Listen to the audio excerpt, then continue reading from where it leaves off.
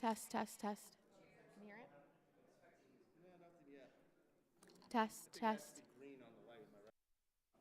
Is it just red? I don't know in this room. No. Can you hear it in the Test, room? test. Do you hear it in the room? You do? All right, keep going. Let me see where it's not. Test, test, test, test, test. Nothing. Yeah,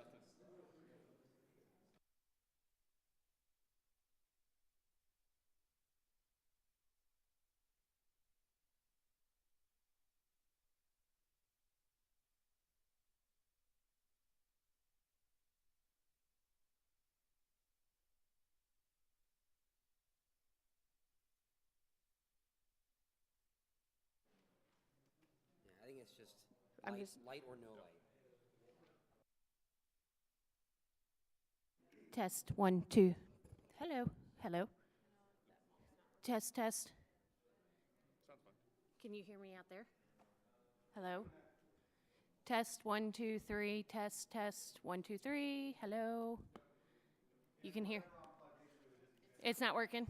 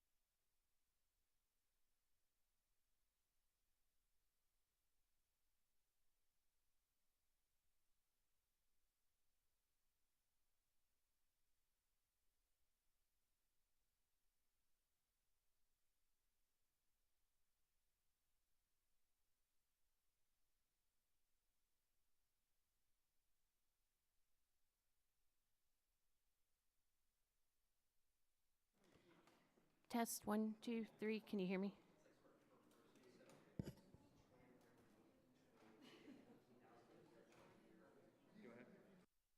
Test 1, 2, 3. 1, 1, 2, 3.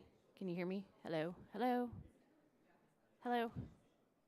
1, 1. Not working. Oh, sorry.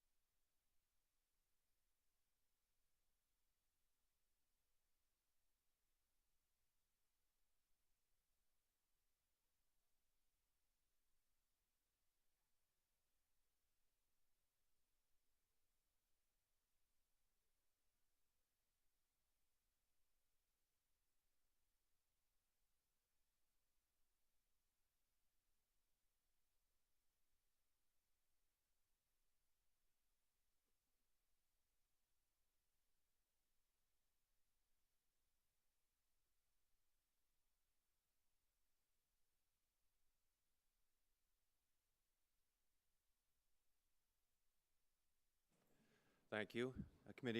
Subcommittee meeting will come to order.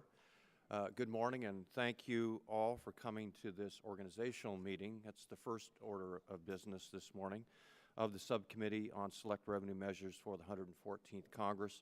I'll try to keep this meeting short so we can begin the hearing and accommodate the schedule of our witnesses. This meeting is open to the public, and there will be an official transcript of the proceedings.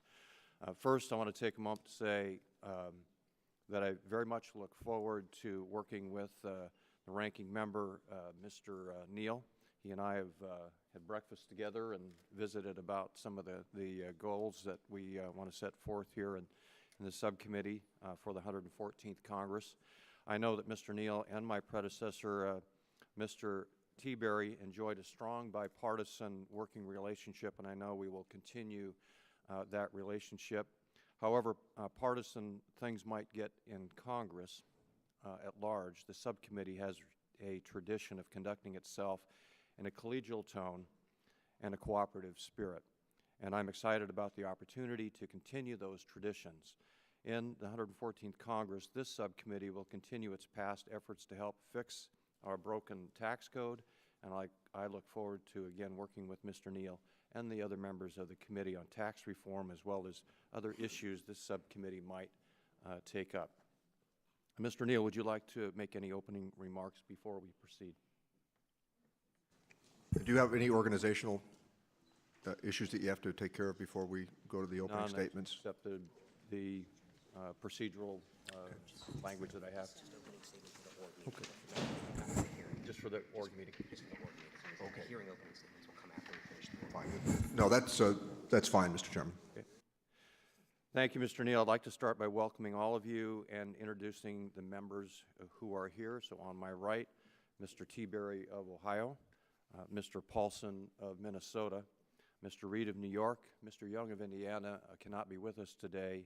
He was called home for an emergency. Mr. Kelly of Pennsylvania, Mr. Renacci of Ohio, and Mr. Brady from Texas, who is here because the bill that we're talking about later is his bill. On my left is the ranking member, and I'm honored to have Mr. Neal of Massachusetts. And Mr. Neal, would you like to introduce your team members? It shouldn't take long. Time's up. A very dutiful member of the subcommittee, as he is as an advocate for the interests of Napa Valley, my friend Mr. Thompson, and the others will join us as time goes on. I was with Mr. Larson and Ms. Sanchez earlier this morning at an event, so I know they'll be along. Okay, and briefly, just take a moment to introduce the staff committee members: George Callis, Staff Director, and Carly McCallie, Legislative Assistant, and your staff. Well, they're all dutifully right behind me here, and they bring to bear great professionalism every single day. Thank you. As the committee rules provide, the jurisdiction of this subcommittee includes those revenue measures that from time to time shall be referred to it specifically by the chairman of the full committee. I expect this subcommittee to be active this Congress, and I look forward to having the insight and expertise of the subcommittee members as we conduct this important work. Mr. Neal, any comments on the agenda of the subcommittee? No, I would just, if I could, Mr. Chairman, just point out, and as I intend to do with my opening remarks as we proceed to the hearing in a few moments, I really did have a great working relationship with Mr. T-Berry, and the staffs were very collegial in their undertaking, and also one of the things I'm very proud of is when I was the chairman of the subcommittee, or when Mr. T-Berry, we never surprised each other. I think we talked about what we were going to hold the hearings on, and we discussed well in advance the topics, and he was very accommodating to me, and I hope that he might be able to say that I was very accommodating to him. Okay, thank you. And on a procedural note, as in years past, the subcommittee will operate under the same rules as the full committee with respect to hearings. The chairman and ranking member or their designee will each make an opening statement before we hear from the witnesses. Other members may submit written statements for the record. The chair intends to require both witnesses and members to adhere to the 5-minute rule for testimony and questioning. If needed, we may proceed with a second round of questioning. On occasion, other members of the committee or other members not on the subcommittee may join us in the hearing. I look forward to working with all of you in the months ahead, and with that, the organizational meeting stands adjourned.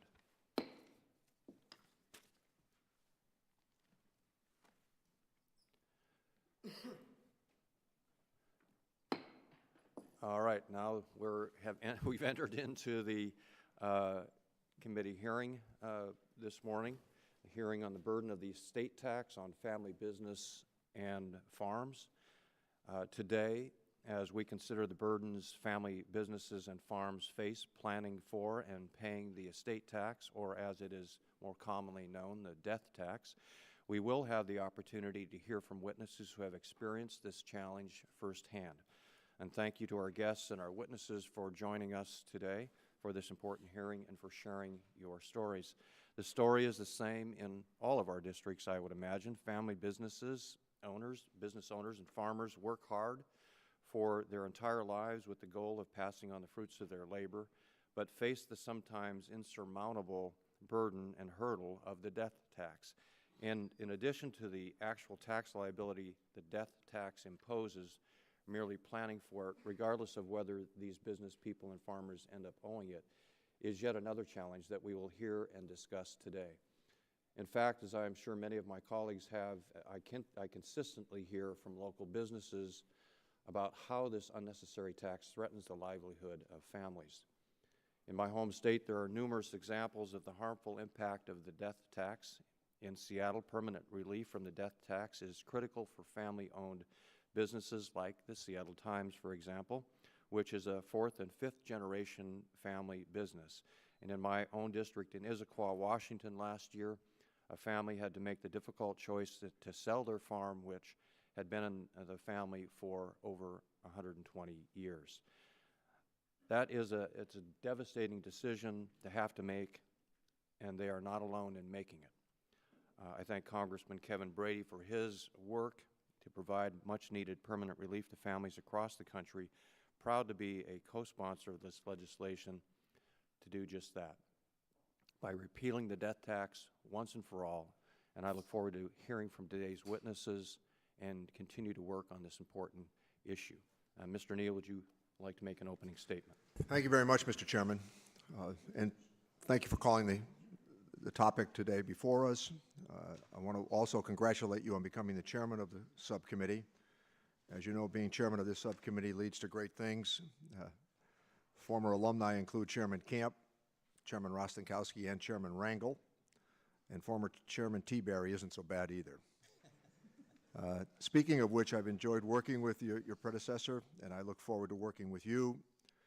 And we are here this morning to discuss the estate tax, which, for all the recent histrionics around the topic, has been in one form or another a part of the tax code since the days of our founding fathers. Whether used by John Adams to defend our democracy against a foreign threat or by Lincoln to unite it, an inheritance tax has been recognized as a legitimate way to fund government operations and prevent concentrations of wealth. While the estate tax or the inheritance tax is necessary to fund the government, perhaps more importantly, the estate tax is necessary to our democracy. As our founding fathers observed, you simply cannot have democracy in a nation with extreme economic inequality and wealth concentrated in the hands of the very few. Mr. Jefferson noted, citing Adam Smith, that, quote, "A power to dispose of estates forever is manifestly absurd. The earth and the fullness of it belongs to every generation, and the preceding one can have no right to bind it upon posterity. Such extension of property is quite unnatural. There is no point more difficult to account for than the right we conceive men to have to dispose of their goods after death." This sentiment has been adopted in various forms throughout our history by different Americans. One might remember that it was Theodore Roosevelt who was the first president to recommend a steep graduated tax on inheritance. He, in fact, invited to the White House those to inform them that he was about to do it. More recently, Warren Buffett, George Soros, and Bill Gates Sr. have all come out in strong support of maintaining a robust estate tax to prevent a concentration of wealth. Today's hearing is an important one in this ongoing debate about the necessity of the estate tax. Today's panelists represent wide-ranging views on the topic, and each should have their views heard. Some of the small businesses, farms, and farmers represented here today have legitimate concerns about being able to make ends meet. And as I understand it, many farmers and small businesses find themselves asset-rich but cash-poor. Combines, tractors, and plows are not cheap and are big investments that farmers rely upon to grow their business. So I should point out that I think that there ought to be a way for this subcommittee to recommend and for the full committee to embrace a notion of providing some relief to farmers, if we can figure out how to do that specifically so that the family maintains the interest. And I think that that is an opportunity that we perhaps could find common ground on. I would remind my colleagues as we proceed to the suggestion that we should repeal the estate tax in its entirety. We serve in the House of Representatives, not the House of Lords. And I think that that's a noteworthy example of what happens over time if we're not careful about the concentration of wealth for those who miss the opportunity to present Steve Jobs or Bill Gates Jr. as well. Congress has recognized the plight of these businesses, and we have enacted numerous provisions to help our nation's farmers and small businesses, whether through generous expensing rules or accelerated and bonus depreciation, both of which I have supported. I think that this is in addition to raising the thresholds on the state and the gift tax. We have gone from a $1 million exemption with a top rate of 55% to a $5 million exemption indexed for inflation with a top rate of 40%. While our nation's farmers and small businesses have legitimate concerns about the estate tax, it's my hope that this argument this morning is not being used for the purpose of ending the estate tax for simply America's wealthiest people. The facts seemingly bear this out, as the Tax Policy Center recently revealed that only 20 small businesses and farm estates nationwide owed any estate tax in 2013. Furthermore, they point out that that estimate of those 20 estates owed just 4.9% of their value in tax on average. This trend at small business and farmer levels also corresponds for all taxpayers as well. As Joint Taxes pointed out, in 2013, there were 2.6 million deaths in the United States and 4,700 estate tax returns reporting some tax liability were filed. This means 99.85% of all estates owed no estate tax at all. By comparison, in the mid-1970s, taxable estate returns exceeded 6% of all deaths.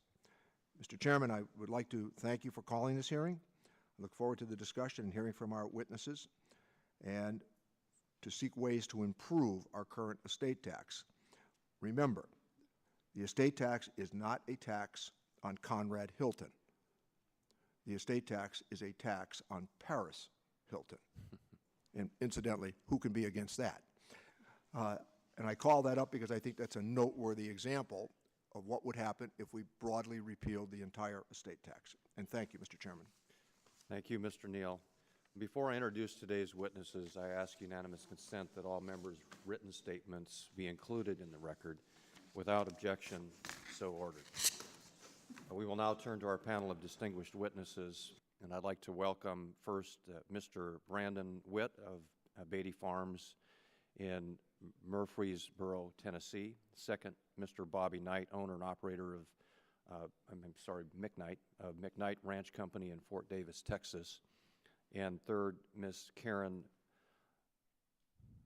help me, Madonna, the Chief Financial Officer of Ilco Company, a family-owned Chicago area distributor of heating, ventilation, air conditioning, and refrigeration equipment, parts, and supplies. And fourth, Professor Ray Madoff of the Boston College Law School in Newton Center, Massachusetts. Thank you all for joining us today. You'll each have 5 minutes to present your oral testimony, and your full written testimony has been submitted for the record. Mr. Witt, we'll start with you. You're recognized for 5 minutes. Good morning. Appreciate that. There we go. Good morning. Certainly appreciate the opportunity to be here. And Chairman Reichert and Ranking Member Neal and members of the subcommittee, my name is Brandon Witt. I operate a 7th-generation farm in Murfreesboro, Tennessee, where I farm with my wife, Catherine, and my father-in-law, John. In a suburbanized area just outside of Nashville, Beatty Farms dates back to 1807, beginning from a Revolutionary War land grant for military service. Over its 208 years, the farm has seen many faces, developments, victories, and certainly failures. But one thing remains constant. We strive to uphold the principle of our family motto of preserving the past and embracing the future. Beatty Farms is a very diverse and includes a market that sells fruits, vegetables, and pork we produce directly to consumers. In addition, we farm 1,800 acres of row crops and 250 acres of hay on our own land and land we rent from neighboring landowners. My wife and I manage the day-to-day operation of our farm business, while my father-in-law, who still works daily alongside me, owns the land that we farm. We employ 1 full-time employee, 2 part-time, and over a dozen seasonal workers. Over 65,000 customers pass through our farm gate annually, and we are currently investing to expand our agritourism attractions so that more of our urban neighbors will visit and make a connection to modern-day agriculture. When my wife's grandmother passed away in 1998, my father-in-law, who had farmed the land for his entire life, was faced with a huge estate tax burden. The farm at the time was a little over 600 acres. Land values were booming, and the value of the farm had doubled over the previous 10 years. John ended up having to sell a large portion of the land to pay estate taxes. This may not sound like much of a sacrifice, giving up 120 acres, but it left him with 483 acres to farm, and it completely changed the farm business. The land was lost to development, and having houses so close to our fields and the remaining land, it made us impossible to continue raising cattle. Fast forward to today, we still farm that same land, only now it's easily valued at more than $25,000 per acre. Some might say that we should sell out, start over somewhere else, but this is not my family's plan. We believe that Beatty Farms will be a viable farm business far into the future, and we hope that our children will be the 8th generation to farm our land. We believe that our farm adds value to our town, to our neighbors, and value to the open space, that our customers have value for a local food source, and that our farm market creates a sense of community. We intend to honor our motto and continue our farming business as long as we are able to. My father-in-law, John, is now 72 years old. As we look to the future, we can't help but worry about what will happen when he passes away. We spent countless hours talking with financial advisors, accountants, and attorneys trying to put together a plan that will allow Beatty Farms to remain a viable business. We know that we will face an estate tax when my father-in-law dies, and we're planning now to try to avoid having to sell more acres to pay the tax. I can't help but think about what our farm might be if we could have invested all that time and energy into our own business. My story is the story of young farmers all across the country. Agriculture certainly looks different on farms from state to state, but we all face the same reality that an uncertain tomorrow can bring. We face decisions about making long-term investments in our farms and ranches without the benefit of knowing the price we will be paid for our products. We deal with unpredictable weather that can change a good year into a bad one with a single storm. There isn't much we can do about these risks. They are a normal part of the uncertainty that goes along with farming. But why should uncertainties over estate taxes be added to these others? Our job is hard enough as it is. I urge Congress to abolish the federal estate tax so that farms like mine can better use their resources to build a stronger business and a better community. I urge Congress to act quickly to end estate taxes so that no further farmer or rancher has to sell part of their business to pay this misguided tax. Thank you very much for the opportunity to be here. Thank you, Mr. Witt. Mr. McKnight, you're recognized for 5 minutes. Thank you. Chairman Reichert, Ranking Member Neal, I appreciate the opportunity to be here today. My name is Bob McKnight, 7th generation cattleman from Fort Davis, Texas, and certainly my privilege to appear before this committee today to speak on behalf of the cattlemen and women across this country to discuss an uncomfortable issue that too many of us have had to deal with, that being the death tax. I'm here to share my story today, so hopefully we can leave with a better understanding of the personal impact this has on families like mine and many like mine. Having dealt with the death tax on multiple occasions, I can assure you it's not easy to settle the estate of a loved one while mourning the loss of that loved one. And then to find out that estate is subject to the death tax is pretty tough. How will I pay the estate tax? We're going to sell off part of our business, take out a loan, layoffs. These are all tough questions I had to face when confronted with the death tax, and unfortunately, this story is more common than it should be. As a cattleman, the most important part of our family's livelihood is the health and safety of our livestock. Every day, myself, our employees, we go out and put the needs of our livestock ahead of our own. Cattle don't take a day off. We can't either. I'm financially and emotionally invested in the success of this operation and our responsibility, which I take very seriously, and that is the care for the animals and the people that work for us. Our ranch is a family-owned small business located in Southwest Texas. Like other small businesses, we have the worries of making payroll, complying with numerous federal, state regulation, bills, loans, taxes. I face the same stresses every business owner out there faces, plus we have to deal with Mother Nature. We never know what she has in store for us. In recent years, our ranch and others have been ravaged by wildfires while in the throes of a drought of historic proportion. Many in Texas have been forced to liquidate their herds, in some cases their entire operation. The exodus of cattle out of Texas is unprecedented. We've had some rains. The country's going to take time to heal. To get back to our historic numbers is going to take some time. I think we're up to the task, but it's going to take a little time. When times have been lean, we've had to make sacrifices to keep our business above water, keep our employees on the ranch. But sometimes you run out of places to cut and you have to make real hard choices, and that means laying off seasoned employees. This is exactly what happened to our family, precipitated by the death tax. I had to let go of seasoned employees and they had to seek work elsewhere. The skill set that we need on our agriculture operations is very unique and it takes years to develop. And when you lose that skill set, it's difficult, if not impossible, to replace it. I'd give anything to have those guys back, but unfortunately I don't believe that's going to happen. Many farmers and ranchers have had the same experience with the death tax, and even with the current exemption levels, I believe there's a lot of angst out there with these rising land values. Is it going to trigger a death tax? That is why many families, I think it's imperative they continue to invest in planning and complying with the estate tax. And unfortunately, that money used to do that comes off the top.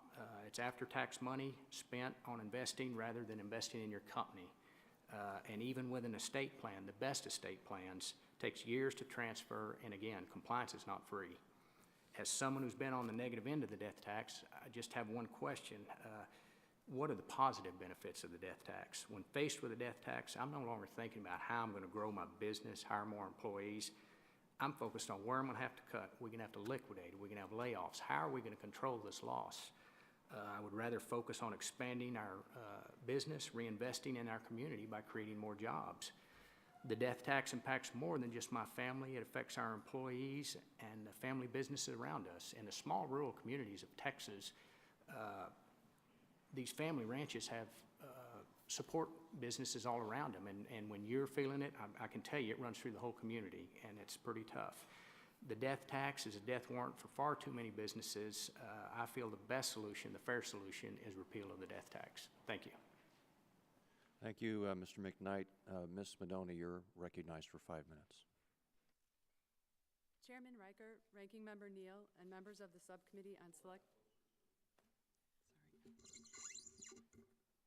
My name is Karen Madonia, and I am the Chief Financial Officer of ILCO, a Chicago area distributor of heating, ventilation, air conditioning, and refrigeration equipment, parts, and supplies. Thank you for giving me the opportunity to talk about the estate tax and its effect on family businesses. As background, ILCO was a very small company when my dad bought it in 1973. At that time, he was 32 years old with a wife, 3 daughters, and a mortgage, but he knew he wanted more than just a job. He wanted to create something permanent, to be in control of his own destiny. With help from my grandfather, my dad took a risk and went into business for himself. In those early years, he worked every job at the company, 7 days a week, 10 to 12 hours a day.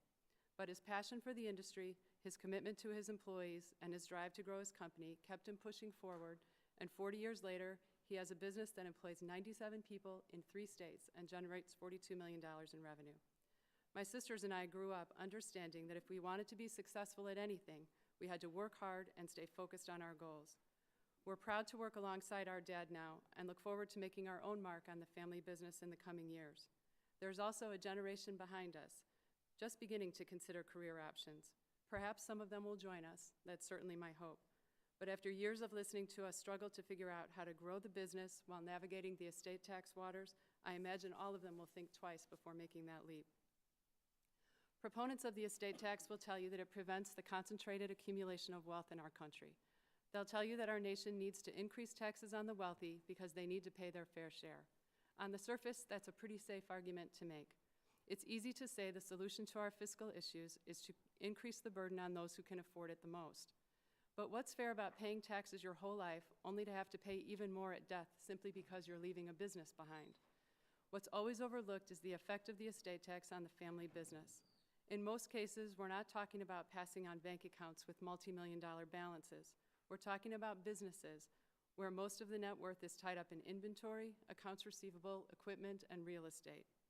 At ILCO, for example, we carry an inventory valued at $12 million and accounts receivable of about $5 million.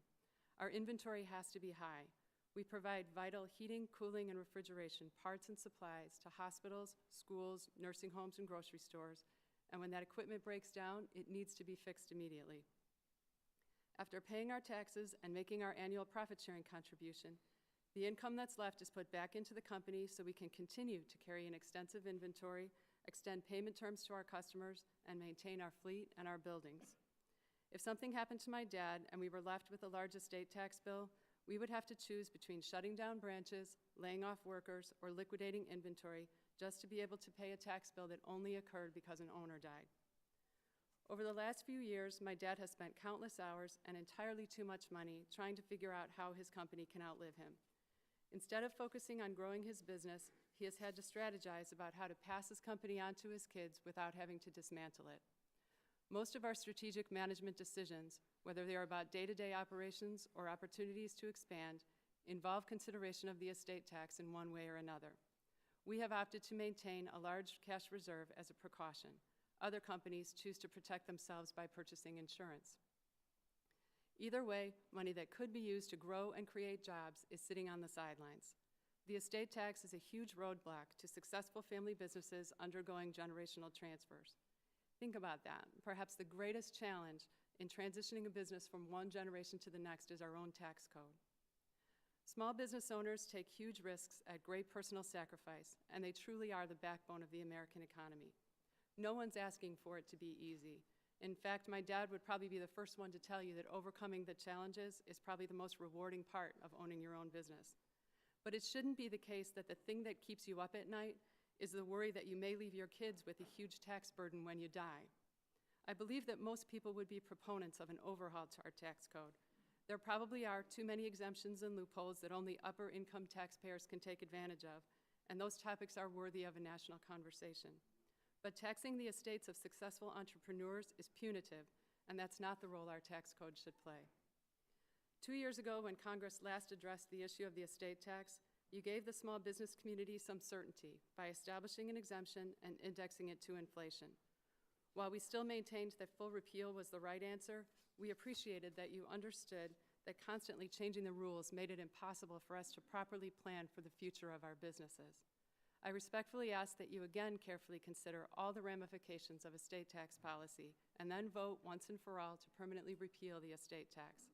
It's time to encourage families to create wealth by starting their own businesses, not threaten to take it away from them if the government thinks they have accumulated too much.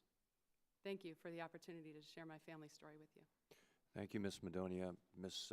Madoff, you're recognized for 5 minutes. Thank you.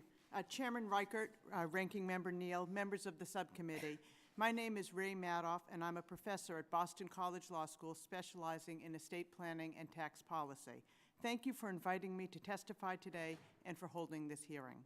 In my comments today, I'd like to start by briefly addressing the family farm and business issue, and then take the bulk of my time to talk about the important role of the estate tax and the serious costs of repeal.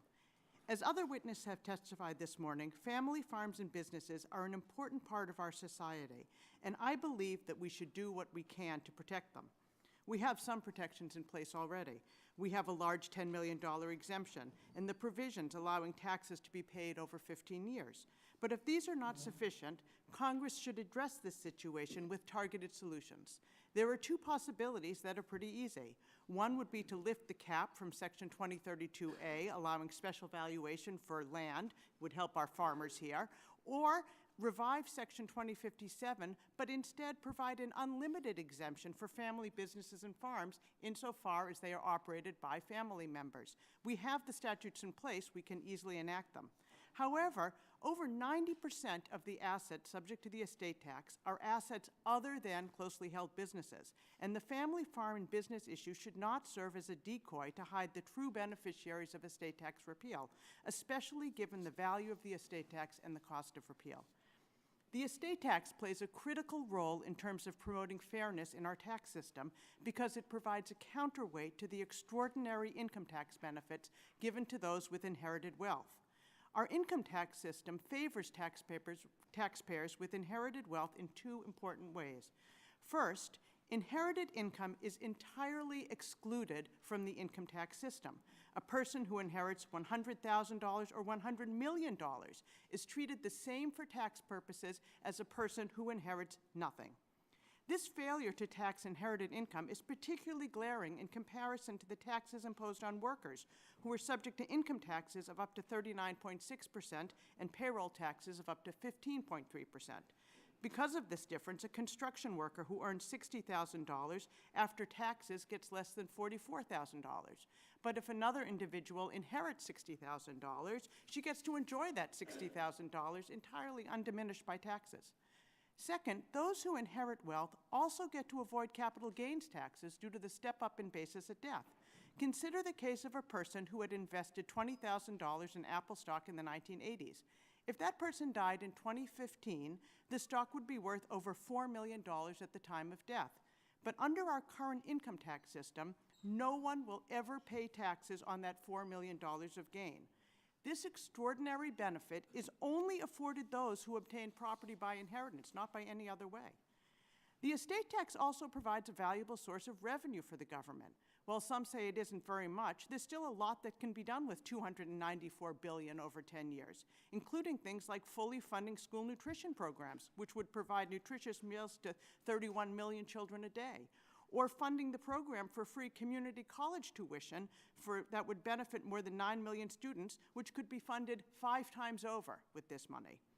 Even if the goal is to reduce the size of government, surely there are other taxpayers more in need of a tax break than the heirs of fortunes of over $10 million.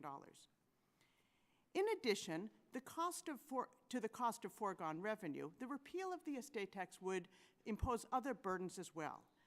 Most importantly, it would increase wealth inequality, as the financial benefit of repeal would flow to America's wealthiest families. Moreover, these families are likely to hold on to the wealth, as estate planners have perfected the art of protecting inherited wealth in perpetuity through the creation of dynasty trusts. Wealth inequality is not just a product of the market, but it's significantly affected by the government policies, especially tax policies that allocate societal resources. Over the course of much of the 20th century, these policies resulted in a strengthening of the middle class.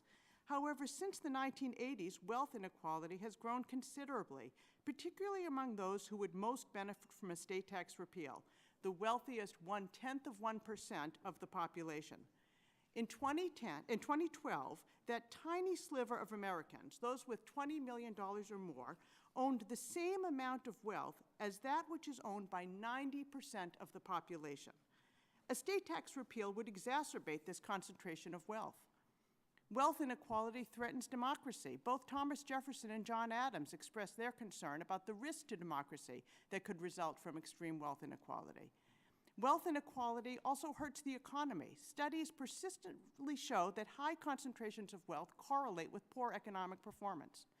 Finally, repeal of the estate tax could have a devastating impact on our charitable sector. We count on our charitable sector to finance education, healthcare, scientific research, arts, the social safety net. And the estate tax charitable deduction encourages charitable giving. And though the result would not be intended, it is quite likely that repeal of the estate tax would reduce charitable giving. Though it's difficult to quantify this impact, even a small reduction in charitable giving could prove devastating to the sector and to the individuals that it serves. Thank you again for inviting me to testify today. I'm happy to answer any questions that you might have, and I hope that my comments are helpful to the committee as it considers this very important issue. Thank you, Professor, for your testimony. Thank you all for your testimony, and I'm sure members of the subcommittee have a few questions for you. And I'll begin with Ms. Madonia. You've highlighted several elements of your business that make estate planning difficult, including inventories and the capital intensive nature of your business. Is this typical for businesses in your industry? Yeah, very typical. I mentioned in my testimony that we... Microphone. Okay. I'm sorry. The parts that we sell, refrigeration, heating, air conditioning, if a refrigeration unit goes out in a grocery store, you have a limited amount of time before that food is lost. If the air conditioning system goes out in a hospital, you got to get that up and running pretty quick so that patients can be taken care of. So we have to carry a pretty heavy inventory. When customers come in to buy something, we have to have it on the shelf so they can walk out the door with it.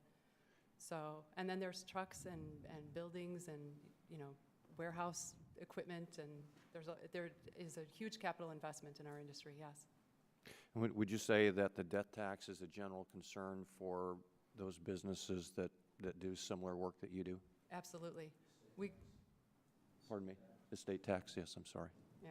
We come to Washington every year with our trade association, and this is always the first issue for, it's an industry made up of a lot of small family businesses, and yeah, it's top on our list every year. What's the membership of your association?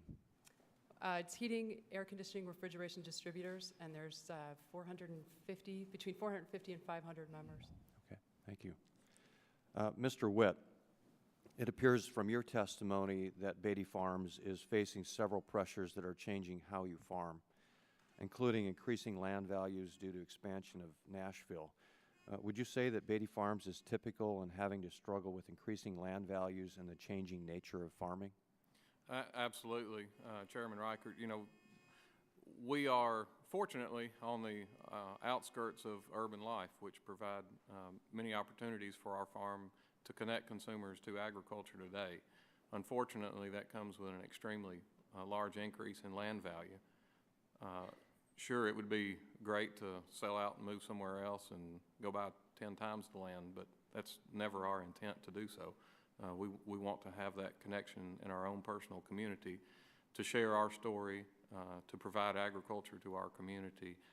I don't see, you know, estate tax in our case is going to be a huge problem for us because of that increase in land value over the last several years. You touched on this in your testimony, but again, I'll give you an opportunity to sort of amplify your answer a little bit. Is this driving an even greater concern about the death tax than in years past for American farmers? Absolutely. As land value, not only our personal farm, but land values in general continue to increase. So our question is, you know, when and if things happen to that family member now, what's going to happen because of that death? What kind of bill are we going to be facing because of the death? And are we going to be able to hold on to that business? You know, unfortunately, the only value we have is in land. I can assure you that my investment into my community through my expenses far outweighs my accumulation of wealth that I accumulate on my farm. Okay, thank you.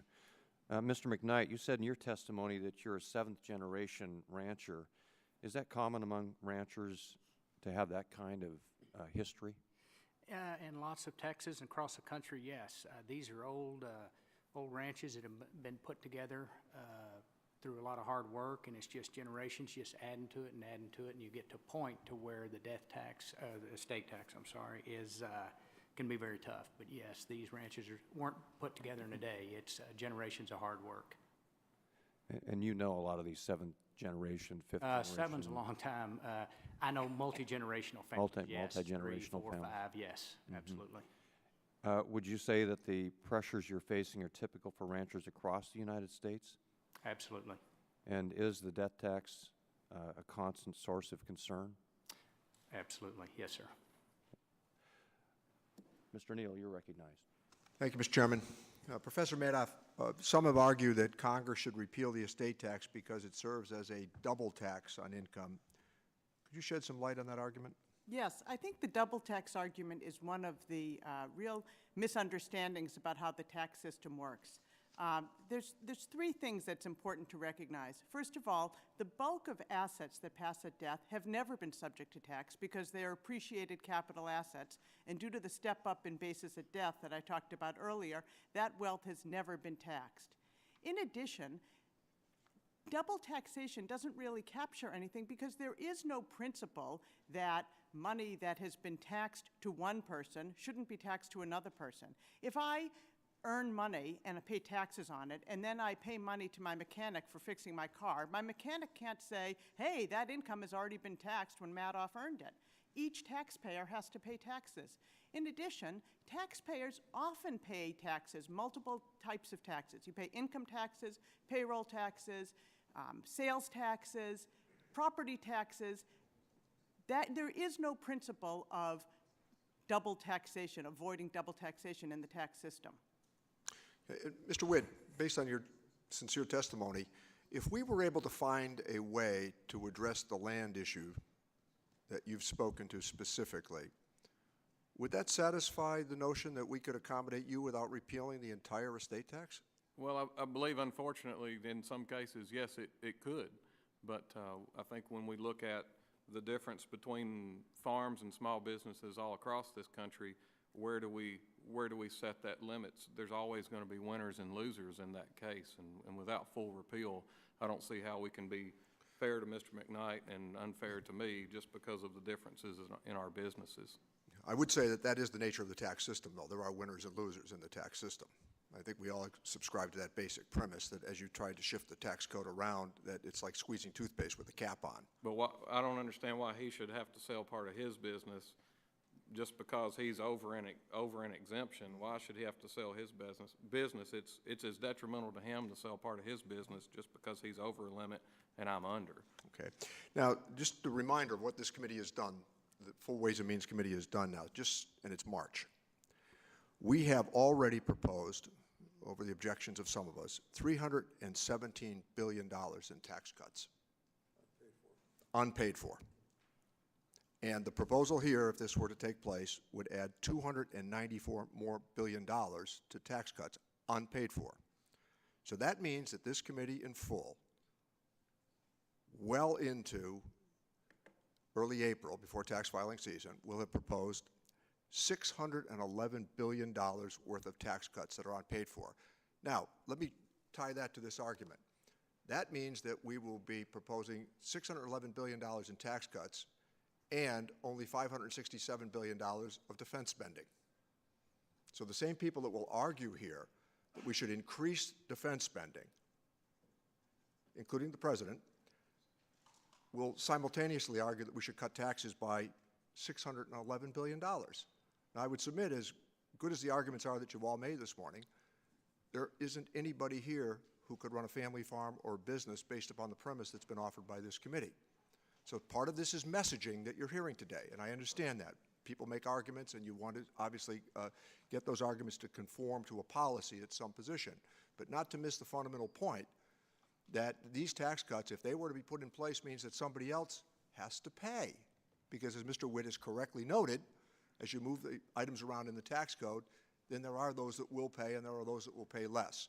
The argument that most of us hold today is that we should not remove the estate tax for the wealthiest Americans based upon this notion that by offering some relief to the small family farmer, who has a legitimate argument here today, that we should cut taxes for Paris Hilton. Thank you, Mr. Neal. Mr. Tiberi, you're recognized. Thank you, Mr. Chairman. Great testimony. Wow. Mr. Neal, I love you because you... I'll be able to put that on my campaign brochure. Well, you might not want to.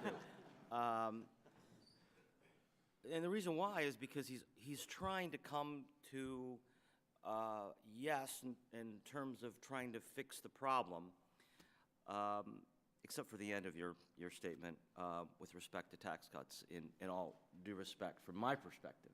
Because we can, in this place, not pay for $1 trillion spending bill, but then we have to pay for tax cuts. My dad, you love when I talk about my dad, don't you? My dad, when I was 16 years old, first job at McDonald's, said, we have a crazy tax system. 6th grade education, immigrant to America. You get taxed when you earn it. You get taxed when you save it, which is crazy. It's my immigrant father, because it discourages you from saving. and then you get taxed when you die if you happen to save it and try to invest it and try to get a nest egg for your family. The debate that we have at the end of my statement, I would be happy to. But the debate that we just heard is fabulous because it's like a debate that I have with my friends who run conservative or liberal think tanks. You've got reality and you got theory. And what I loved about the three of your testimony who are living in the real world today is that you're dealing with this today. It's not theory, and you're not living Warren Buffett's life. You're not living Bill Gates's life. You're living a life, and your statement about your father was awesome, awesome. Because what America is so great that my mom and dad taught me is that hard work and a little luck and a little bit of elbow grease, you can actually accomplish something in America. The tax code oftentimes makes really weird, or makes people make weird choices. And it does create winners and losers. But the reality is, I've talked to people in Central Ohio. Because of this tax code, they spend so much time trying to and money. I had a guy tell me, second generation, trying to become a third generation family-owned car dealership. $50 million in inventory on his lot. You know, he doesn't have a private jet. He doesn't have Warren Buffett's issues. He's trying to run a business, trying to hire more employees, trying to pass the business on to his son, and he's spending more time and money. He can hire more people trying to make sure the business doesn't have to be sold if he dies or when he dies, which is what you all said. So I appreciate the fact that we're trying to figure out the family farm, but with all due respect to the two of you, it's more than the family farm. It's that third generation business. I talked to a business guy who sold his business to his employees, which I think is great, by the way. ESOPs, great in Ohio, great in Minnesota. You support it. But one of the reasons why I did it was because of the estate tax law. But this was before we passed the $5 million exemption. And his son is still involved in the business, and so is his daughter, but they're no longer the owners. They're part of the ownership team. But that was a decision made in part because of our tax law. So I appreciate the fact that you three came here and testified today, and really, really applaud you. This is hard. In this place, it's hard to get things done. But you represent why I believe Mr. Brady's legislation is the right thing to do. Ms. Madonia, can you just go into one other issue or expand on it in terms of the subject of the death tax and the exemptions that you talked about? Can you go into that a little bit further? Yeah, we spent a lot of time in our family talking about the estate tax, and we've got this generation of kids.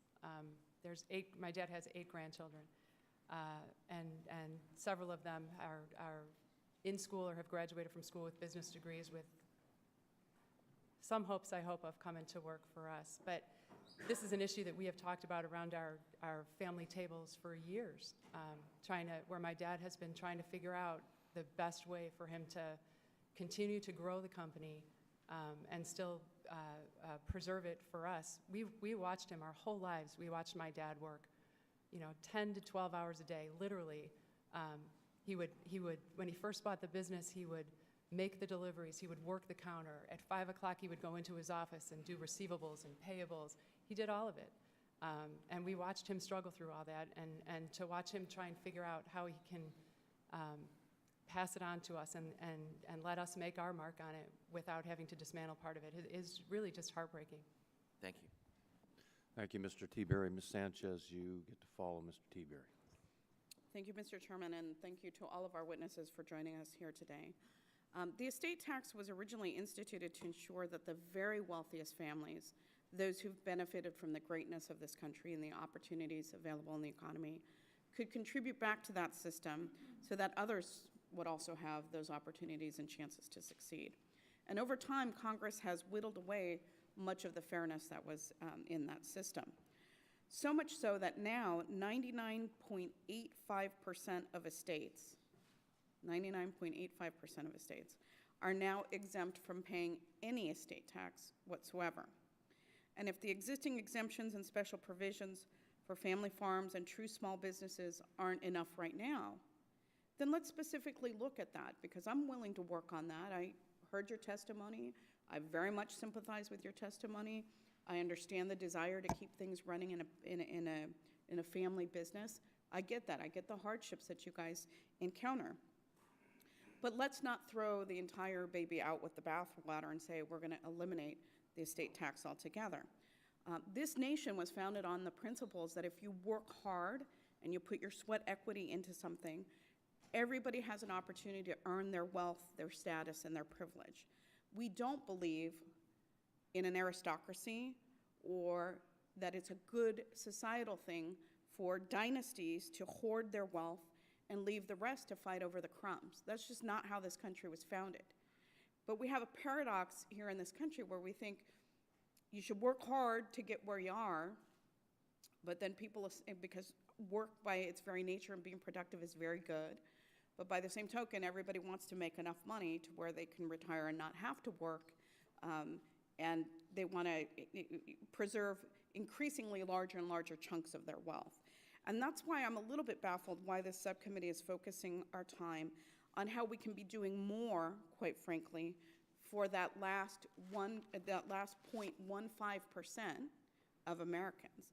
But maybe I shouldn't be that surprised. This is, after all, we've seen proposals in the federal budget that gut anti-poverty programs affecting the most vulnerable in our society: seniors, children, people with disabilities. And there's been a long debate. We've had several debates in the preceding two Congresses over means testing eligibility for a variety of programs that help poor and low-income families. We all agree that our federal dollars are valuable, they're scarce, and means testing can be a tool in helping to make sure that federal dollars are being spent in the most efficient way and targeted to the populations that are truly deserving and most in need.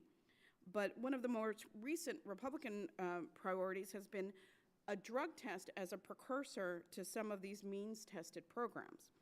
Drug testing is an irrelevant requirement with respect to whether or not a person is poor enough to qualify for help in feeding her family, and yet they want to add those additional burdens onto folks that need help the most.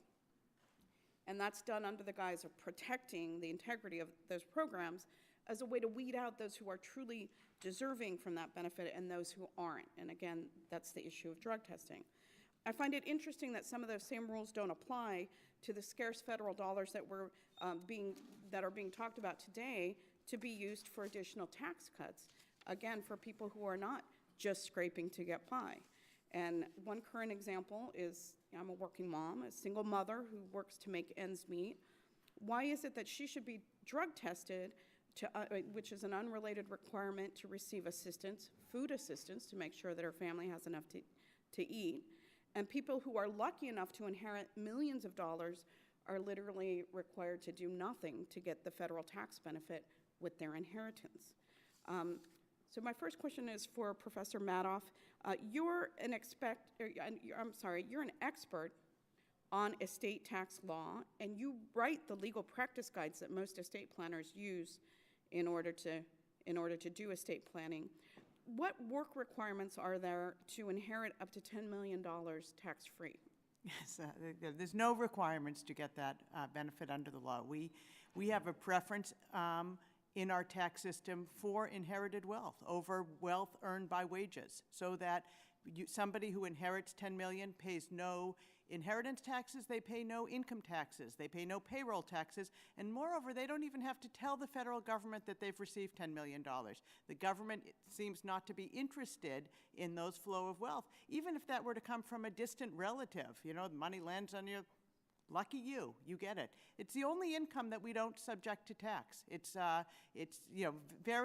We have a very broad definition of income, and it's very odd that we just give inherited wealth a free pass. And if we repeal the estate tax, then it makes no sense at all. Professor Madoff, is there any really good, if I could just asked this question, and I'll take the answer in writing. Is there really any good policy reason for a bias that's in favor of inherited wealth versus the wealth that an individual accumulates through their own hard work and sweat and tears? I don't think so. Thank you. I yield. Well, that's, Oops. that's quick and short. Thank you. Mr. Paulson, you're recognized. Thank you, Mr. Chairman. Boy, some really great testimony. I just really appreciate hearing your perspective, your story, your real-world experience of what you're having to live with and the successes you've built. You know, you hear a lot of statistics about how the estate tax might only affect large companies or businesses and maybe just a few wealthy individuals, but I can certainly tell you that's not the case of the folks I've talked to, some family businesses in Minnesota, similar to what you've expressed today.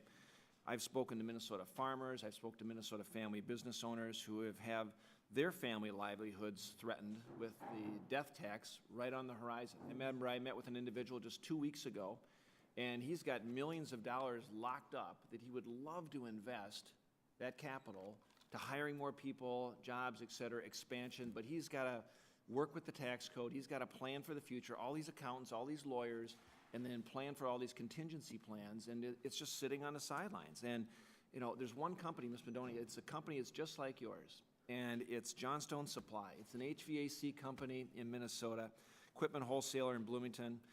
It's a prime example of how detrimental this tax can be for family business. And unlike a lot of large corporations, it's these small businesses that have a high level of assets, but a very low level of liquidity, right? Farming is the exact same situation. Johnstone, for example, they own a few buildings, they carry that high level of inventory, but that has relatively little working capital.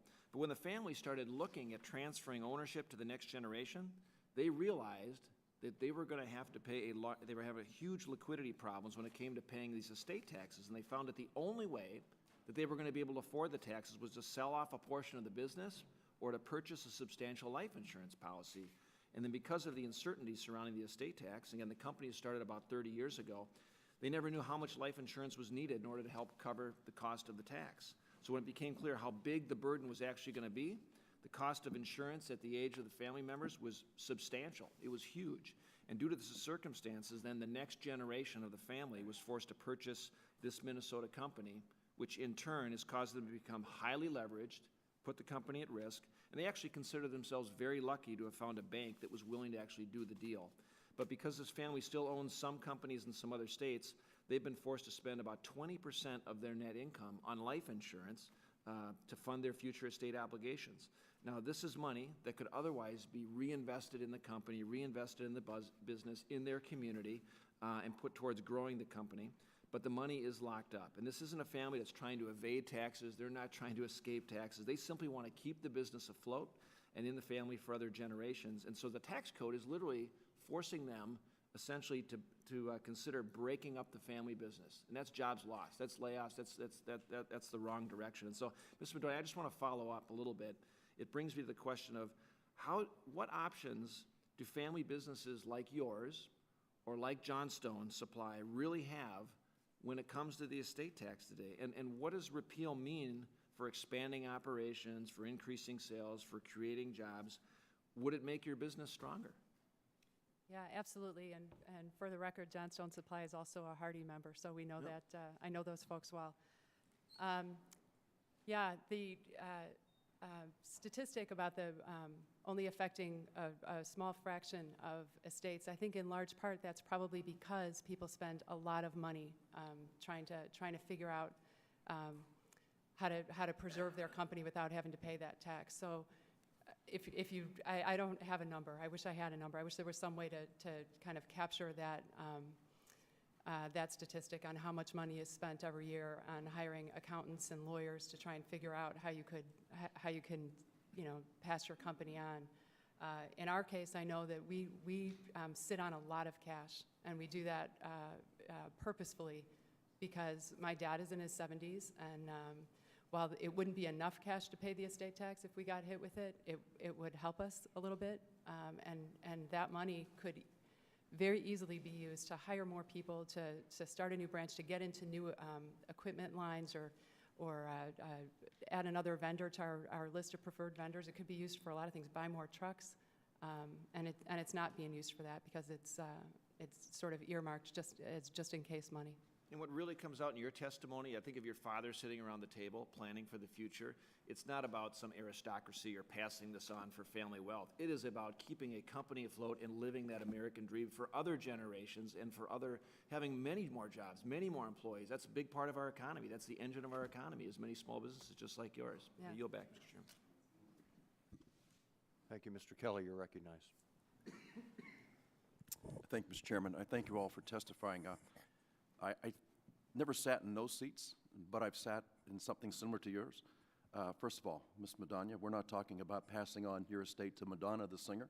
We're talking about Karen Madonna, who's in a business. And Mr. McKnight and Mr. Witt, in addition to what you're doing on an everyday basis, I'm an automobile dealer, you're also tax collectors, aren't you? You guys, when you pay people wages, whether it's a mechanic that worked on your car, or somebody that works in your fields, or somebody that works in your farm equipment, or somebody that does whatever they do don't you pay wage taxes? Yeah. So we collect taxes. I just wish it was only double taxation. I could live with being taxed twice. I can't live with being taxed to death. And then you can't even die without paying taxes because of a government that can't stop spending your money. And so when we talk about this great loss of revenue, what we're talking about is leaving the money in the pockets of the people who earned it, not the people who burned it. And I'm fascinated as you go through this. Look at 208 years your family has been in this business. The contributions to your community over the years. I don't think you could put it in dollars and cents, could you? Just into some of the taxes. Just talk about some of the taxes you pay.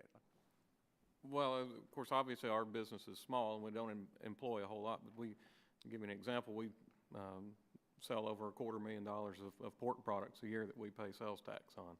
We pay, turn in sales tax for all the products that we sell out of our retail locations. We pay our employee sales taxes. So, it's not like we're sitting back raking in the money and never paying any taxes out. And it would be fascinating to go back and see the benefit that our family business has had on Murfreesboro, the town of Murfreesboro, over the last 208 years. But just to interrupt, you don't really consider yourself one of the privileged 1%, do you? I mean, because I see here every day, I see divide, divide, divide, divide. It's always the wealthy, the wealthy, the wealthy.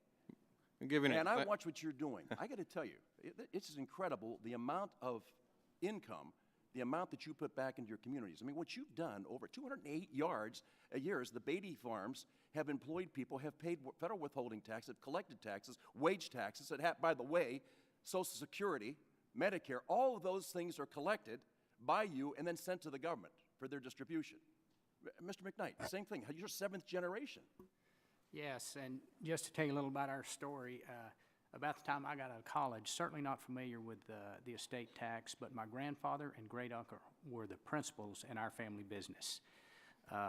My father and aunt were, the uncle had no children, so basically it was like they had two fathers. About the time I got out of school, my grandfather passed away, followed by my great uncle's death, followed by my grandmother's death a little later. My dad contracted Parkinson's during this time, and we lost him in '04. So basically, the first 24 years of my working career, there was never a day I didn't have to deal with the estate tax. Planning, it was, basically I was a government employee with no benefits, and during that 24 years, I watched 2.5 generations of hard work, sweat, and savings evaporate, and that wasn't enough. We had to go in and liquidate twice. And in a cattle operation, those liquidations are very risky. We were able to get through it, but we had good weather, and we made it through that. But even at that point, there was still a liquidity problem, and that's when we had the layoffs. And unfortunately, I think a lot of these layoffs, that is the forgotten casualty of this punitive tax. Yeah. And the biggest expense, though, again, I got out of school. I didn't come home to grow smaller. We came home to get bigger. We wanted to be part of the solution, not the problem. The loss of opportunities in that 24 years, I can't enumerate that. Yeah. And the last 6 years is the first time I've had the freedom to go to work and just concentrate on our family business. again, I don't know what the positive aspects of this tax Well, are. because it's becoming very unpatriotic to die. Because at that point, you go off the tax rules, but we found a way to even get to you after you're laid to rest. Ms. Madonna, I mean, tell me, I mean, your story is the story of so many people across America, and I'm serious about this. We keep talking about the super wealthy. Mr. Paulson hit on it. You talk about assets that aren't liquid. I'm an automobile dealer too, so Pat, I get a little bit of a concern about that. We've spent more time and more money trying to figure out how to maintain a family business that my dad started in 1953 after being a parts picker. This guy did not inherit great wealth. He worked to accumulate something. He passed it on. I had to buy it from him. It wasn't left to me in his will, by the way, so I've been paying taxes my whole life. Well, I know I'm getting gabbed, but listen, thank you for being here today. God bless you. Don't give up the fight, because we're not either. Thank you, Mr. Kelly. Mr. Thompson, you're recognized. Thank you, Mr. Chairman. Thank you all very, very much for being here. And I really would like to dig in and try and solve this problem. I think we have a responsibility, and not to preserve millions of dollars in tax cuts for billionaires and the top 1% or however it's being characterized here, but we have a responsibility to make sure the estate tax works in a way that protects the people who create jobs and the family farmers and even the family business owners. I've carried legislation in this Congress. Matter of fact, the first bill I introduced when I was elected to Congress in 1998 was a bill to address this issue. And I'm getting ready to reintroduce it again, the Family Farm Preservation and Conservation Tax Act, that would exempt family farms from paying estate tax if the farm continues in the family and continues to be farmed. You know, if you sell it and or rent it out and go live on the beach in Hawaii, then we ought to tax you. But we do need to figure out a way to preserve valuable farmland. We're losing it by way too much every day. We're losing ag land while we're sitting here today. And I was particularly impressed, Mr. Witt, with your testimony. You brought up a lot of the issues that I bring up when I talk about my bill. The cost associated with protecting your family farm from being lost, the loss of ag land to development, the idea that young farmers, we're losing young farmers, and if we don't do something about estate tax and how it impacts family farms, we're going to lose more. And I don't think we want to do that. So I'm very encouraged by the committee having this. I hope we can get away from the rhetoric. It's not death tax, it's estate tax. And I think that was a very clever political strategy, but I think it's backfired and it's hurt us in trying to resolve this very, very real problem. Ms. Madoff, I've got some questions for you. You're a tax attorney, correct? Mm-hmm. Is there anything in the tax code that refers to death tax? Is there a death tax? No, there isn't. Does anybody pay taxes after they die? No. Okay, so you don't get called for jury duty. Yeah. You're dead. You're dead. As they say in the country western song, they don't have luggage racks on hearses. Exactly. I think it's important to establish that and delve into the policy rather than the politics. Do you think that short of repeal, that there's a way that we can target a solution to deal with this issue? Absolutely, and the legislation's already there on our books. It's not currently active, but Sections 2057 could address all businesses, and Section 2032A could address farmers. And I think it's really important for this body to be aware that every single one of these witnesses would be better off with a targeted exemption than with repeal of the estate tax. And here's why. Well, sorry. We get it. It's okay. I'd like to give you a copy of my legislation I'm going to be introducing the next week or so, and I'd like to get your feedback on that. Mr. Witt and Mr. McKnight, I have a question for you, for both of you. If total repeal of the estate tax isn't politically feasible, are you supportive of finding a way to protect the capital assets of family farmers and ranchers so their family farms can continue? Or are you willing to forego those protections until, if ever, the estate tax is fully eliminated? It's a loaded question. It's pretty to be honest straightforward. with you. And, you know, I really believe that targeted legislation, it sounds good on the forefront, and maybe we can help out. But there's a lot of rules that come along with that. Now, this would be pretty straightforward. It would say that if you, if your father-in-law passes away and leaves you and your wife the farm, as long as you continue to farm it, you would be exempt from paying any taxes, any estate taxes. If it's that simple. So you would support something like that.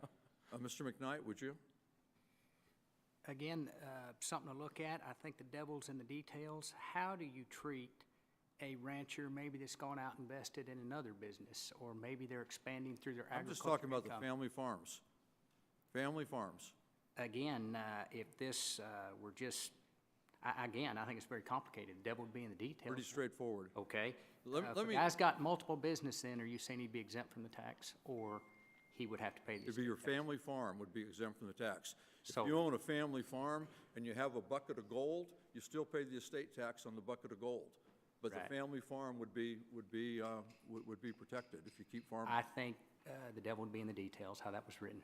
Let me ask you, on the American Farm Bureau Policy Manual states on page 152, if the exemption is Gentleman's lower- time is expired. Mr. Chairman, I'd like to submit for the record the policy of the American Farm Bureau and the policy of the NCBA as it relates to this issue. Without objection. Yeah, thank you. Mr. Renacci, you're recognized. Thank you, Mr. Chairman. I want to thank the witnesses for being here. It's interesting because as I sat here and listened, there were times my blood pressure went up and times my blood pressure came down. I was a small business owner, so I appreciate what you all have done. I also am a CPA, and I also have done estate tax planning. So I have seen it from all avenues, and I understand the issues that you're faced. And this hearing is about two things, in my opinion. It's about the orderly transfer of business interests upon death, and it's also about double taxation. I think those are the keys we should be zeroing in on. It's interesting, some of the issues that were brought up. You know, there was talk that inheritance isn't taxed. I heard one of the witnesses say that. Those are the exemptions of the inheritance. That's part of the exemption of the amount. But, you know, that's the rhetoric that we continue to hear, because there's also income tax that's not taxed, and that's the exemptions that you have on income tax. So there are pieces of taxable income that are not taxed. So I just use that as, we got to watch what we say when we say inheritance is taxed, because there's income tax, there's income that's not taxed. There's all kind of ways we can talk about this and look at this. But in this hearing really isn't about Soros, Gates, Buffett, or Hilton. Because quite frankly, Soros, Gates, Buffett, and Hilton probably will not pay very much estate tax, because they have probably done enough things, whether it's through dynasty trusts, foundations, family partnerships, all those other things that they were able to do because of their liquid assets. They're able to, in most cases, get around much of the estate tax that you all have to pay.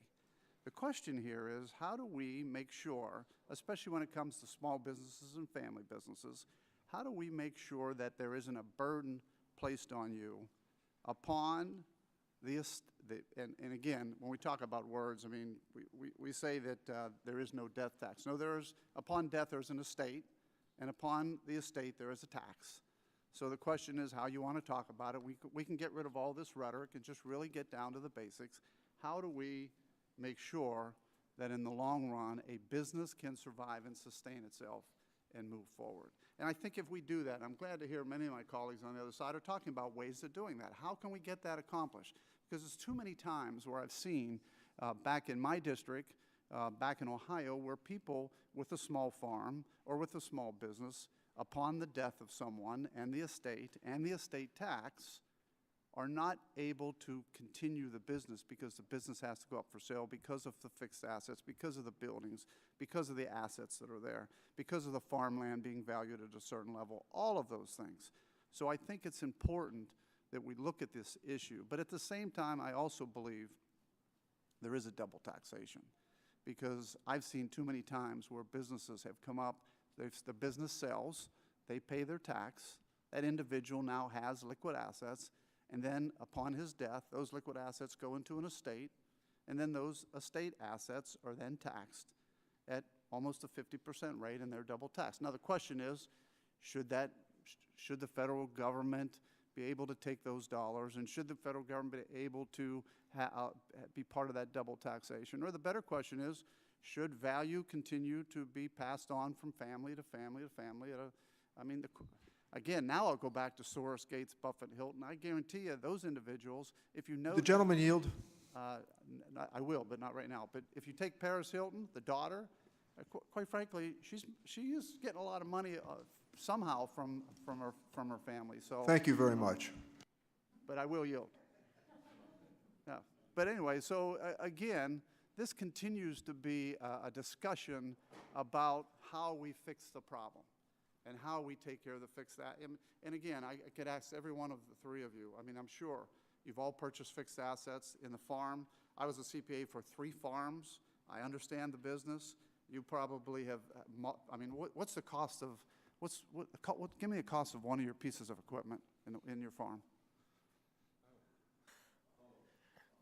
A big one.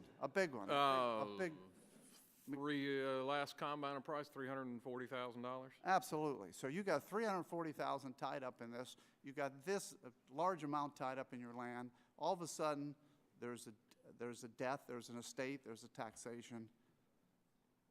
How do you come up with those dollars? How are you planning on coming up with those dollars? By growing the business. How does a small farm continue to be a small farm with the increased values that we're having to pay for the equipment, the expenses that we incur on that farm? The only choice we have is to grow, to have more gross sales to compensate. We don't really make much money off of the products that we sell. The margins are very low. So how do we increase that? We sell more. Yeah. We have to grow more to be able to purchase these things just to run the business. Yeah, it takes a combine. I don't think any of us want to go back out to the field and start hand-picking our crops. We'll become very inefficient at that point. Thank you. My time is, thank you. I yield back. The gentleman's time has expired. Mr. Brady is recognized. And thank you, Chairman Reichert, for permitting me to participate in today's important hearing. I want to thank the witnesses as well. Very helpful, including my fellow Texan, Bobby McKnight. Like many of you, I've been fighting to permanently repeal the death tax since my constituents first sent me here to Congress. And I'd like to echo a very important point made this morning. This tax is not about reducing income inequality. The super rich have a legion of lawyers and all the resources in the world. It's not the super rich that pay this tax. It's the people who are at the table today who pay this tax. This is the number one reason. Death tax is the number one reason family-owned farms and businesses aren't passed down to the next generation. The number one barrier. It is the farmer, the rancher, the courageous entrepreneur, family-owned business whose assets are tied up in buildings and machines and property tax that pay the death tax. It's their spouse and children that they have to sell the business or parts of it just to pay Uncle Sam. One Texas rancher I've known for a long time has paid the death tax 3 times. Her grandfather started their Texas cattle ranch in 1917, just a year after this tax was created. In 2011, her husband passed away suddenly in a tractor accident. Price of hay was outrageous because the drought, diesel costs were way up. She had no idea how she was going to continue the ranch. And the IRS swooped in and forced her to sell huge chunks of cattle stock just to pay the death tax, all the while she and her children are mourning the loss of their husband and father. Tell that family they're exactly like Paris Hilton, exactly. A former staffer, a young woman, staffer of mine, returned to her family ranch in Texas recently after her aunt passed away to help sell her estate. This was a ranch that her great-great-grandfather had settled in the 1800s. She and her brother were able to keep that ranch. Guess how? They merely had to sell 2/3 of the ranch to keep it. So tell this young woman she's exactly like the robber barons of Teddy Roosevelt years.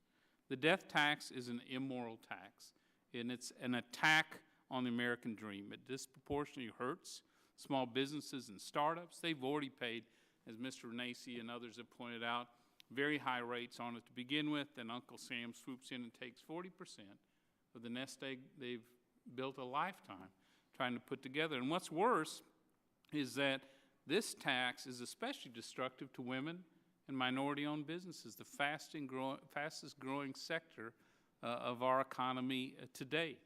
Harry Alford, the president and CEO of the National Black Chamber of Commerce, goes as far as calling this tax, in his words, a black tax because of its destructive effect on black-owned small businesses. A study by 2 Boston College professors, Professor Madoff, several years ago estimated that between 2001 and 2055, the first half of this century, the death tax will wipe out between 11 and 15% of all African American wealth. 11 and 15% of all African American wealth wiped out by this tax. This one tax alone, these Boston College experts said, would cost African American households between $192 billion and $257 billion. This is not a decoy for the wealthy. These are real people. And imagine what that money could do if it was invested in education and businesses and jobs. So as members of Congress, I think we're tasked with making our great country better, with ensuring that we leave our children a better nation than the one we received. The death tax, I think, Mr. Chairman, betrays that oath. And so I urge my colleagues to work with me in eradicating this immoral tax once and for all. I know you've been given some bits and pieces. What if we do this to satisfy you? You know, what if we just sort of buy you out of this thing? But the point is that Washington will pick winners and losers among people who've built wealth, and that's wrong. And by the way, after the agreement was reached on the current estate tax levels, the president immediately turned around and began lowering those exemptions and raising those rates. And so whatever you promised today, I guarantee you won't be there tomorrow. So, Mr. Chairman, thank you very much for having me here today. We thank you, Mr. Brady, and thank you for your hard work on this issue, and thank you for the work you put into your piece of legislation. Thanks for being patient, staying with us today, and offering your comments. And just before we end the hearing. He's going to give me one question. Oh, I'm sorry. We have one more member, Mr. Neal. Thank you. And thank you, Mr. Chairman, for this. This is very helpful. Quick question for Mr. Neal. Yes, Mr. You're recognized. Ms. Madoff, just to follow up on what Mr. Thompson said, is there a good way to exempt family farms and small businesses from the estate tax? And would you develop and offer a better approach, and why? Absolutely, and it would be much better for all of these witnesses, so let me explain what it is. Section 2057 was a short-lived provision that was designed to provide benefits but could be made into a complete exemption for family businesses and farms. Section 2032A would be for land. And the reason that this would be more valuable for all of these witnesses is because this body only controls the federal tax system, but increasingly states are turning to their own state estate tax systems, and they model them on the federal definition of the gross estate.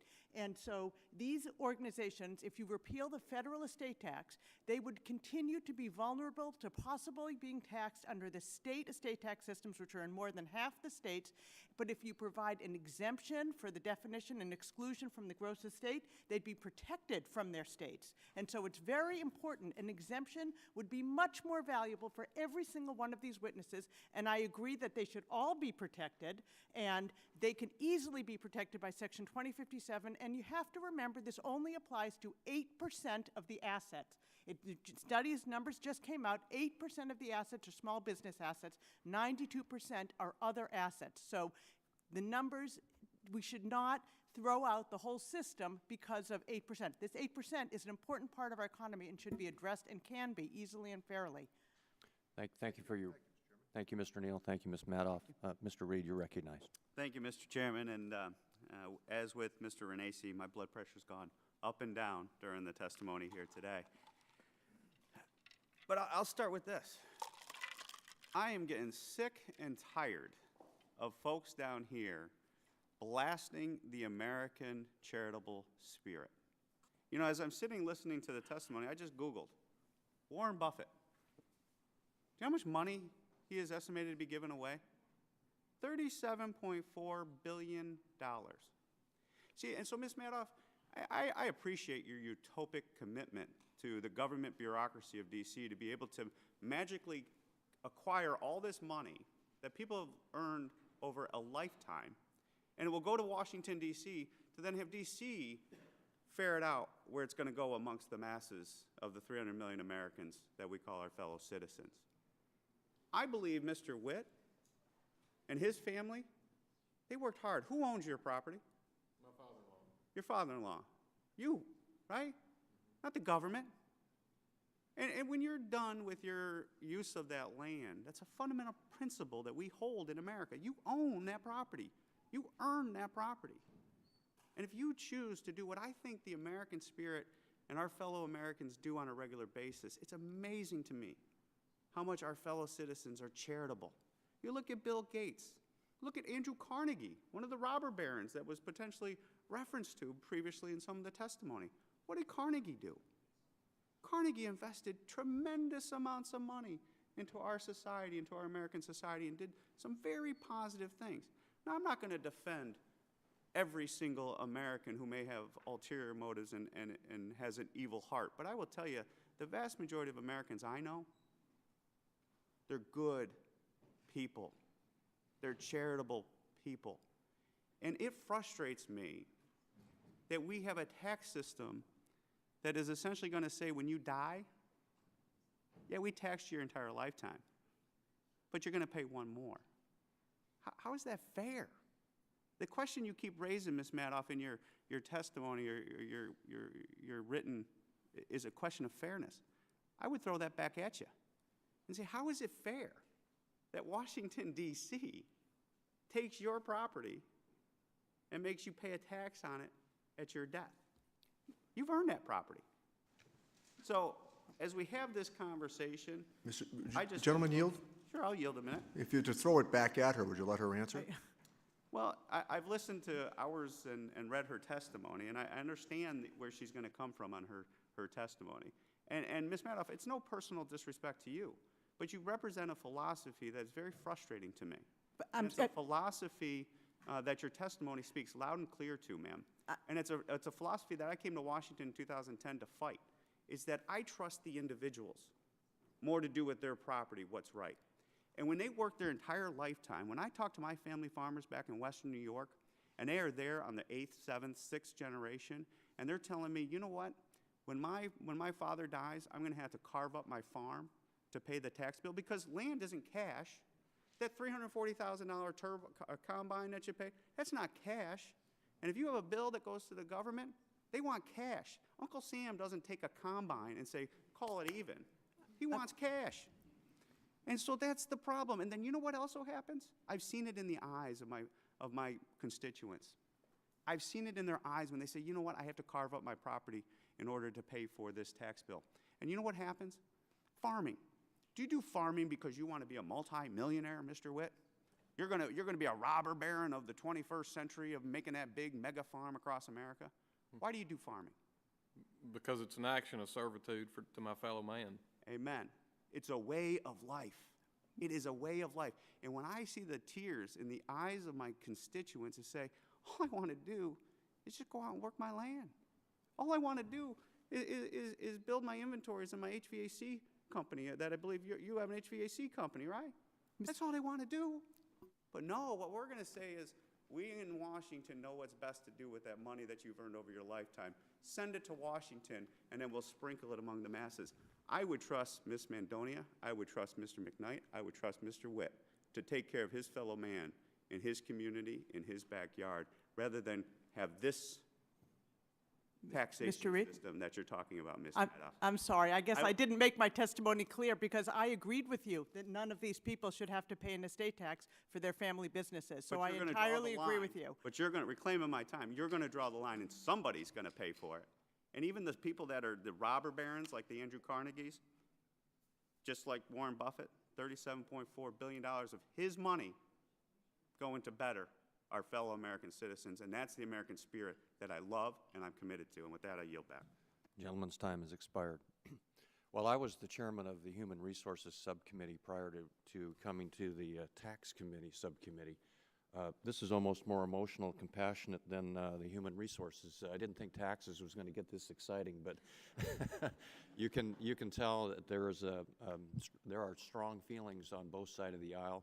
I think that you also sensed, as witnesses today, that both sides really understand the issue that you're dealing with, the taxes, the decisions that you have to make, and I think there was some agreement here that we need to do something. Now there's disagreement as to how and what, and I noticed that, as Mr. Thompson talked about his bill, he asked his piece of legislation, Mr. Witt and Mr. McKnight, how they felt about it, but he didn't ask Ms.